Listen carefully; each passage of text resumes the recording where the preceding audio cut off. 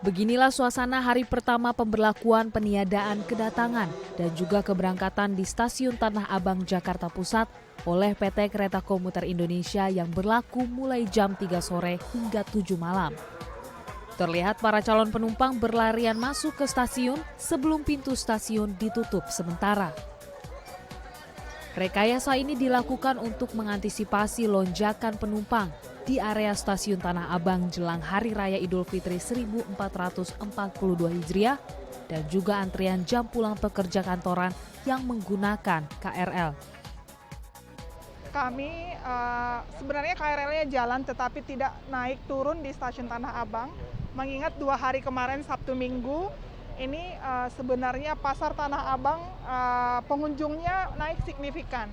Sehingga di Sabtu Minggu yang biasanya kami melayani di sekitar angka 30 sampai 35 ribu, kemarin itu lebih dari 50 ribu, bisa sampai 55 ribu. Belum yang transit ya, karena stasiun ini transit, sehingga bisa dimungkinkan itu di atas 60 ribu gitu. Jadi ini dapat kita lihat bahwa memang persiapan Lebaran dan yang lain seperti aktivitas belanja. Karena kalau komuter's behavior-nya berbeda dengan penumpang-penumpang musiman, sehingga mereka dengan datang mungkin masih sangat sedikit pengetahuannya tentang protokol kesehatan di transportasi publik, sehingga kami pun harus kerja keras untuk mengingatkan mereka menggunakan masker, jaga jarak dan mencuci tangan gitu ya. Jadi kemarin ketika Pak Gubernur datang bersama dengan Pangdam dan Polda Metro, ini diputuskan agar Stasiun Tanah Abang dari jam 3 sampai jam 7 ditutup sementara.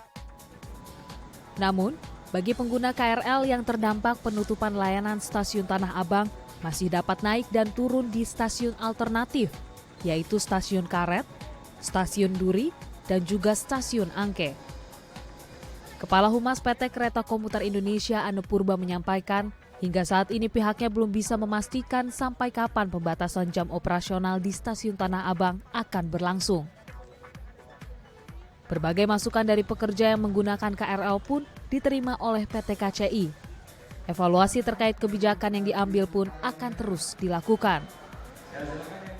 Jadi kami memang belum memastikan sampai kapan, karena hari ini pun kami lakukan penutupan ini, pasti besok kita evaluasi. Kalau misalkan ini sudah mulai kondusif, pasti kebijakan-kebijakan baru akan dimunculkan. Karena kita selama pandemik ini pun kebijakannya terus disempurnakan ya, berubah terus, sehingga kami berupaya untuk membangun komunikasi dengan pengguna jasa komuter lain, itu melewat aplikasi kami, sehingga perubahan jadwal yang sedikit pun mereka akan terupdate, juga yang terkoneksi ke sosial media kami. Banyak juga dari pekerja-pekerja yang memberikan masukan kepada kami agar layanan ini tidak ditutup, mengingat kantor masih aktif, kemudian ini kan stasiun transit. Tetapi kami memberi alternatif untuk stasiun-stasiun seperti yang menuju ke Rangkas, Serpong, kemudian Parung Panjang, itu masih bisa menggunakan KRL ini lewat Palmerah. Kemudian untuk Depok, Bogor, dan Nambo, ini kita bisa arahkan ke stasiun-stasiun seperti Duri, kemudian Angke, dan stasiun-stasiun yang di sekitar Stasiun Tanah Abang. Novi Permatasari, Serolino Lamba, DAI TV.